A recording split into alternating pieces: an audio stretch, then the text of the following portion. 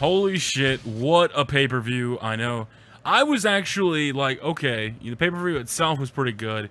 Junk Gaming Video is joining us alongside Nodist Fan.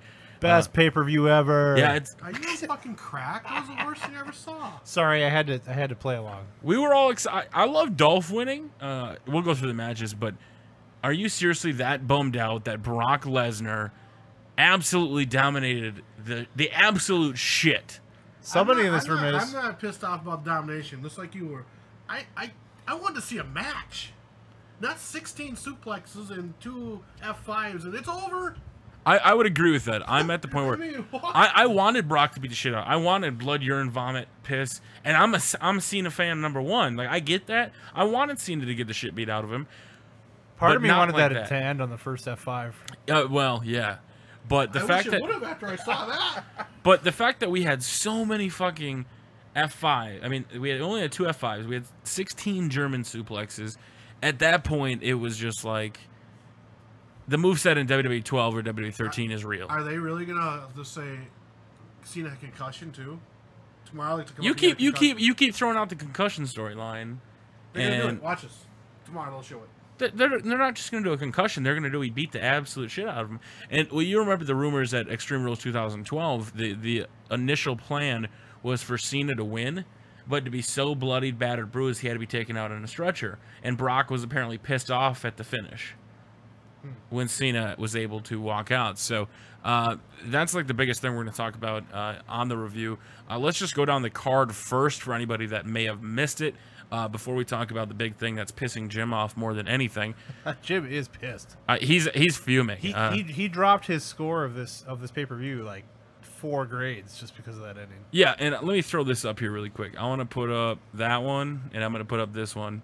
So we're here, and Jim. We're here. Jim jokingly said before the pay-per-view, I don't think Brock has any moves. Every time he does a German, you should do the drinking game. Yeah. And look what happened. 16 of them. You fucked up? We haven't even started taking them yet because we didn't realize it at the point. They were too quick. We couldn't keep up with all the... Did 4 and then picked him up and did First 3 I was more. watching Kurt Angle. Yeah. All right, where's the controller? Let's get a match or something going on there. I thought you said just leave it on here. Well, I was planning on it, yeah, right, but just hit rematch. I think don't know if I muted that. The biggest surprise to me, besides that pay-per-view, is the fact that Dolph Ziggler actually won clean. Yeah, was that cool? I know we had the big spot. I want to call out. I'm not gonna break down the whole thing, but let's just give out the big spot. Was I know you guys were like, holy shit, was when Dolph hit a famouser, and Miz completely no-sold it right into a skull-crushing finale, and you guys was like, holy shit, that sequence was amazing. And did we predict that right? I predicted it right, but who did you? No, I said I definitely wanted Dolph, but I picked Miz. And you picked Miz too. And you picked Miz. I picked Dolph. I only picked Dolph because I was being the devil's advocate. I didn't really think he would win, and he did. He won with his finish. So next up was Paige taking on AJ Lee. I kind of liked Paige's new red outfit tonight. Yeah, I like the red outfit. And what do you think? What did you think of the red outfit? Well, he was the first one that commented on it, I think. I know, right? You're all excited about that? I like the purple outfit. Well, no, oh, now you're being a hipster. Now you're being a hipster. Okay. Now that everybody likes the red outfit, you like. No, I thought it was pretty cool. It was good. I'm not saying ditch the purple outfit. I'm cool with that one. It's just nice to see a little variety. All right, in the match, everybody wore red tonight. Y2J had red on. Well, wearing red is different than Cena's actual merchandise. Like I know you had said that, like he's got red, but well, it's Hulk. They're paying their tribute to the network. I should have brought that up. A lot of people, some people on Twitter were pretty mad about this. Hulk Hogan started off the show, came out and hawked the WWE network some more than they already have. The announcers hawked it at least 50 times. The biggest surprise of the whole evening was Jerry Lawler drank the Diet Mountain Dew for the first time on camera, and I need a GIF of that. If anybody can hit me up with that GIF. Okay, this simulation has already had more moves from Cena than the actual. I know, right? He hit. What did he hit? He did the. He started to do the 5 moves. He tried to do a flurry with just hitting Brock a few times. Yeah, and then he had the. He went for the STF, and that was it. No, he had an AA. Oh yeah, yeah, the 2 count. Yeah. yeah, that was it. But I mean, other than that, that was it for the moveset. We had Rusev. Maybe you can blame Nikki for that. Maybe he was so distraught that Nikki beat up Brie. Yeah, next up we had Rusev versus Swagger, which a lot of people were mad about because it was advertised as a flag match where you had to retrieve your flag to win the match, and they just put the fucking flags ringside. So the whole idea of a flag match was completely made irrelevant. Yeah. I thought at one time they said flag in a pole match, didn't they? Exactly, and because like they had brought up, oh, he can win by submission. And it's like, well, no, actually you can't, Jerry, because you have to retrieve the flag, and the flags were put in the corner, and there was actually set up to have the flags because we saw it. Yeah. And if you watch on the network, they had the hole in the turnbuckle above it looked like a little camera where the flag should have went, and that's what I want to know from you guys on Twitter. Tweet me at Tubby, at Sports Gaming at NodisFan, at Junk Gaming Video. What did you think about the pole match? The fact that we didn't actually get a pole match, flag match, and it was literally just a normal match with the flags there. Now, you didn't want to see that match at all. You didn't like Rusev. What did you think of the actual match? Because you didn't want to see it at all. You said that was a boring one, and you said No, that. I said that about the Wyatt match. Yeah, but I thought you said about Rusev too. I thought you said you He said says that a lot. You said Rusev would be gone from WWE. He has got no potential. I think he will be. It's just one of those. Unless you develop his you know, character. People that come out just be dominating, like for the first 6 months of their, for the first 6 months of like their, Kozlov. then all of a sudden they disappear. I'm like, what happened to this guy? He just dominated, and all of a sudden he loses one match, and he loses a million more after that, and he's done. Yeah. But with Lana, I don't know if he can go wrong until when he and Lana splits up. That's when his career is over. We'll just say that. Will she lose the accent at that point? Hopefully, and then she just. Yes, I do have a Daniel Ryan shirt on. Next up, we had. Did we like this match, the lumberjack match? Because everybody on Twitter was saying it was like the greatest lumberjack match ever. I don't know if I go that far, but I like the match. Well, why wouldn't you? Because normally the lumberjacks just sit there like completely mindless idiots and just do nothing other than, fight a little bit and throw them back in. Well, they needed a little direction. I like the idea when they went outside the ring and fought into the crowd and everything. And then they actually used the lumberjacks to bring them back into the actual. I mean, granted, I think Ambrose he took out every lumberjack. Yeah, that was great. They were brawling back and forth. They eventually went outside the ring after Ambrose took down Kofi and a bunch of other guys. Seth tried to run away. Dean chased him. Corporate Kane came out and made him go get Dean Ambrose, and they grabbed Dean, and Seth was trying to escape out, and the Usos, Big E, and somebody else was sitting up by the stage and kept him away from leaving. And they eventually came back to the ring. That's when Dean hit that big spot. But in the end, it was a great match. It really was. The whole point of the lumberjacks really made sense. In the end, it was he hit a curb stomp on Seth Rollins. It was over. He was going for the pin, and Kane broke it up. And after doing that, Seth Rollins was able to go get the Money in the Bank briefcase and nail Dean Ambrose for the 1-2-3.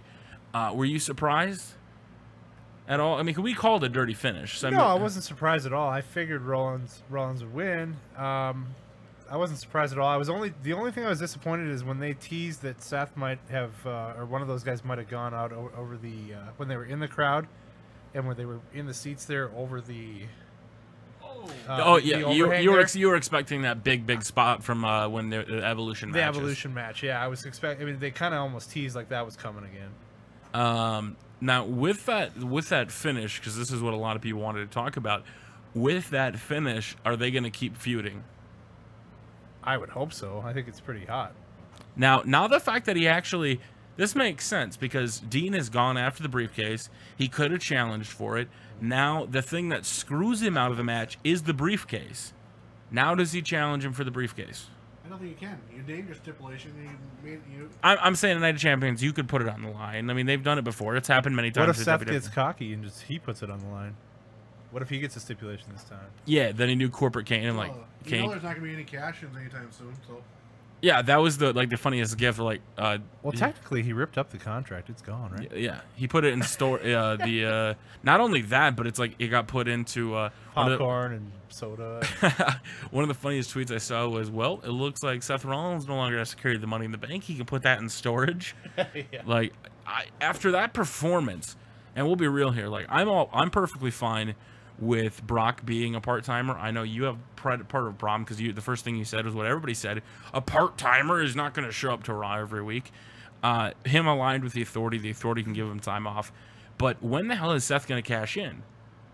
Is it going to be at WrestleMania when Roman finally wins? Roman's moment finally, because after tonight, Roman's push is evident. Roman took on Randy Orton, and he kicked out of an RKO. Nobody kicks out of an RKO unless you're Cena, or that's a top-level, upper card match that's building a superstar. They called it themselves right from the announce table. They said the Roman Empire has begun. Yeah, so Roman's build is going to end up with Brock Lesnar. It has to, in my mind, unless they do some sort of a super Rock match or something like that. The other match that we wanted to talk about that he was not a fan of, Bray Wyatt versus Chris Jericho. I enjoyed it. When he did the back move where he goes into the creepy spider, Jim brought up a good point. He's like, why doesn't the opponent just kick him? That was me, actually. Oh, that was you? Okay, I thought it was him. I was being a smartass at the time. Well, and then Twitter, somebody's like, how cool would it have been had he said fucking and lion salted on top of him when he was in that move? Right. Something's got to count. Somebody's got to just be like, just no-sell at some time. It would have been pretty sweet. And then the match itself, did you guys enjoy it? It was a short... We guessed... we guessed 10 to 15 minutes. It was a 13-minute match. To be honest, it was one of the... For me, it was one of the slower matches that I never really got into. Okay. I mean, it was fine. It was fine. It just didn't stand out to me. I guess I would agree with that. It was a good match, but it was nothing too spectacular. We got the Sister Abigail on the outside of the ring. Yeah. But I mean, it was... it's okay. And then the surprise of the night for me was how good Stephanie McMahon was in the ring. She looked good. Her moves were great. She did a lot of things, like when she jumped over and did the snap, the neck breaker on Brie. I did not expect that at all. It amazed me on Twitter that beforehand, really nobody had called the Nikki heel turn. I mean, some people had brought it up, but on Twitter it was like, oh, Nikki heel turn, Nikki heel turn. Triple H came to ringside, and Nikki followed, and it seemed like Nikki was coming out to help. And eventually Triple H pulls the referee out as she has a yes lock locked in. And after that, she gets out of it and she's teasing it a little bit. And Nikki took off her hat and you guys went, oh, she's going to do something. Here we go. And eventually she walked around the ring. She stopped Stephanie from crawling out. And then by doing that, both Bellas got around Stephanie. And then the heel turn. Nikki threw Stephanie out of the way and punched Brie in the face. And then it allowed Stephanie McMahon to get the win. Were you surprised at all at how fit she actually was? And let me just say this. The Stephanie McMahon-Brie Bella match got double the time of the Divas Championship match.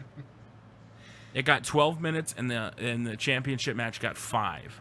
I will say they learned their lesson from what they... I mean, obviously she wasn't wrestling in WrestleMania, but that outfit she had on was hideous, and they actually did a pretty nice job dressing her up for her ring attire tonight. Her ring attire was kicking. I really did like her ring attire. But yeah, I mean, she was... I mean, I guess I didn't know what to expect, and she was fairly impressive with her moves. Besides the ending, would you say that was like the surprise? Like, she looked good, or is there anything else that stood out to you more that was more of a shock? About that match in particular? About the whole card, like the fact that Stephanie was actually wrestling, because like they got the you still got a chance. The biggest surprise for me was that I just didn't think it was going to be that clean of a match for that long. That's true. I thought there would be interference early. There'd be some stipulation or something that we said earlier that there'd be. And there was nothing stacked against Brie, and it just didn't. And there was nothing. Yeah, true story. So that's what surprised me most. And then we had Roman Reigns taking on Randy Orton, and this was about a 16-minute match roughly, and I really enjoyed the match, and I thought it really did in the pre-show, and you guys can watch it, the pre-show. I specifically called that he would have him in. You had said Superman punch into an RKO. It ended up being a clothesline into an RKO, but same thing. Well, JBL called it the Superman. Yeah, he did. He did call it that. Well, there you go. So you called that spot, and then the ending, I said he's going to go for a punt, he's going to miss, and then he's going to hit a spear. That's exactly what happened. I'm just fucking awesome. Suck it, nerds. I'm sorry, that's what I tweeted out. I was so happy when I called that finish. And somebody, one of the kids that earlier on, because I recognized his tweet, I went back. He had said, Randy's gonna win, and he had said in my response was, it was pretty predictable that it was gonna happen. I'm like, really? Oh. You knew before the pay-per-view, even though you said something completely different was gonna happen. Did you guys enjoy the match? To me, it's probably one of the best matches. Yeah, it was great. I liked it. What do they do from here now? Oh, suplex. Sorry. Are they doing suplex? Yeah, he started with suplex. Cena won that last one, by the way. We should have just did CPU matches, and not CPU. We should do it first place, and all you would have had to do is sit there fucking spamming the. Yeah, you know, it's funny because I just thought about that in there. I'm like, if you were playing that as a simulation, they'd be like, stop spamming that thing. That's gonna be online from now on. So it's gonna be legit in 2K15. Yeah, the justification's gonna be, well, Brock did it. It's I real watched life. SummerSlam. Yeah, it's gonna be. They're gonna say that really wouldn't happen in WWE. Well, guess what? It did. By the way, how do we feel about SummerSlam moving away from LA next year? That is a big thing. So for the first time in 5 years, it's been at the Staples Center for 5+ years now. This is the first year we haven't had access, and now it's going to New York, New Jersey. The fact that they put in the New Jersey thing makes me know that, think they're going to the Izod Center in the Meadowlands. Some people have thrown up Madison Square Garden, but you wouldn't call that New Jersey. New Jersey wouldn't be in there. Just say New York. You would just say New York for sure. Because no one throws in New Jersey unless they have to. Yeah, and the other thing was that was probably the Barclay, but that's in Brooklyn. Probably wouldn't like me saying that. The Barclay is in Brooklyn, right? So like that wouldn't even be considered New Jersey. So it has got to be. I would assume it's the Izod Center. And then all right, let's get into the last one. This was the biggest shock of the night. We were pretty bummed out about it. I was pissed. I wanted it to happen. Like, I wanted Lesnar to make Cena look like a bitch, and I was all for it. But when you're watching that, I'll be honest, that last F5, I was like, that can't be the end. I wonder if they were trying to recreate the WrestleMania to try to get the people's reaction to be like, holy shit. And yeah, but Taker kicked out more than Cena. That was more of a match than this was. I know, I'm still a little pissed we didn't get any blood, vomit, and urine. Where the hell is the blood, the vomit, and the urine? Yeah, exactly. Where was Cena moveset? Where's anybody's moveset? There was nothing, but he never said. He said it was just going to be an absolute destruction of him. I don't know. I guess I'm in the minority. I had less of a problem in the match than I think you guys did, just because. Well, it was horrible. 16 super. No, as a match. Obviously, I guess I'm just looking bigger picture. Like, the match itself was terrible. You're right. It was not a fun match to watch. I'm getting a lot of tweets. Cena collapse, broken ribs, and a serious concussion. Oh, there you go. That's your storyline. There you go. Are you taking calls? No, we're not. We do not have it set up. Some people are saying it's okay with it, they hated it, and some people are saying that was a great match. What are you talking about? No, the match itself sucked. I'm not going to debate that. Oh, there it goes again. Another suplex. What? More suplexes. Oh yeah. And there's a front belly suplex. I'm just from a standpoint of, I guess if I'm a Cena fan, or if I'm not a Cena fan and I hate Cena, every single match Cena's ever in, the whole storyline is they beat the shit out of Cena. Cena hits 3 moves and it's over. This time, Cena didn't get in any offense except for 1 AA and like 1 little STF. It's something we've never seen before for Cena. Nobody has ever dominated Cena this bad. So that aspect of it, it's great. Trust me. And I guess that's why I'm okay with it, because you want to make Brock look absolutely dominant here. Can you have a chance as you guys can't wrestle? I could start that. Right? Because all they did was German. Yeah. See, that part of the match, like the whole point of the match, is 100% perfect. You make Brock look like an absolute conqueror of John Cena, the man that everybody thinks is invincible. I'm all for it. After that beating, do you guys see a rematch in the future? he absolutely destroyed him. He did exactly what he said he was going to do. We've got Night of Champions coming up here. When is Night of Champions? Of course it's good to 21st. Yeah, so it's a full month. It's 5 weeks. Okay, it's a full month out. So I don't know. I guess it's going to be a rematch. Really? Yeah, how do you have a rematch after you absolutely got the fucking destroyed? So what's the next one going to be? He actually gets a couple moves in? What? Storyline comes like, oh, he had a concussion, he couldn't wrestle, or some fucking dumbass. No, it's not. You keep throwing out. I don't see, after that dominant of a finish, it's like a... Well, let's put it this way. They're certainly not giving the belt back to Cena if it's a rematch. Okay, then who the hell is he going to wrestle, guys? Well, I don't It know, doesn't but I'm just matter. saying. He's that dominant. Like Triple H gives him the belt. You don't have to face anybody. You fucking took out our top guy, and he's gonna give him time off. Yeah. Or You cannot have. Nice you keep champions. saying cannot that have you nice keep saying that champions you off of every can't. champion. You keep saying that you can't, but everybody says Undertaker can't lose, and he did. Okay. No, I'm just so saying you can't have Night of Champions without that. Sure you can. They've had the last couple of Night of Champions that not every pay-per-view, not every title was You know, defended. somebody brought that up. I saw that on Twitter. They were talking to JR, and you know, they said like, well, how can you have Brock be your champion if he's not on all the time? And he's just like, well, easy, smart booking. You know, Exactly. You don't need him to be there all the time. And he was already booked for SummerSlam, Night of Champions, because he was advertised for the Raw before Night of Champions. So he's going to be there. And like Jim's question, if it's not Cena, who the hell does he face? Would it be Roman that quick?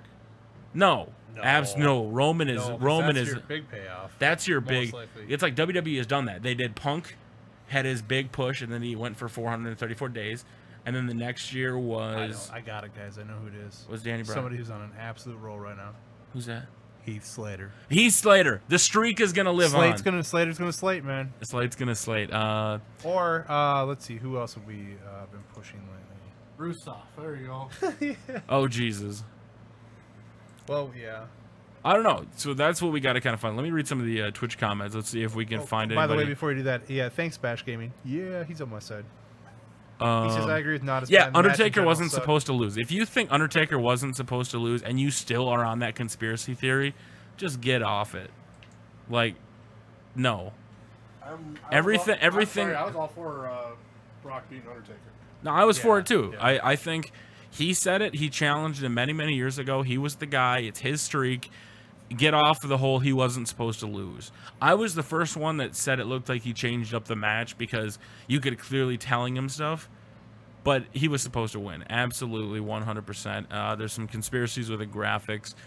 But after beating Taker, tonight with Cena getting destroyed, that sets the tone. Brock Lesnar is the future going into WrestleMania 31. Is he going to be able to hold it that long?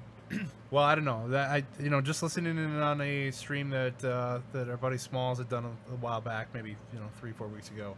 He said this is going to be absolute domination for Brock from here on out when he gets the belt. So I mean, I tend to agree. Because like, there's nobody. If you dominated the top guy in the company, is it Triple H? Does Triple H step up? You're gonna give me the belt, and that's all I can see.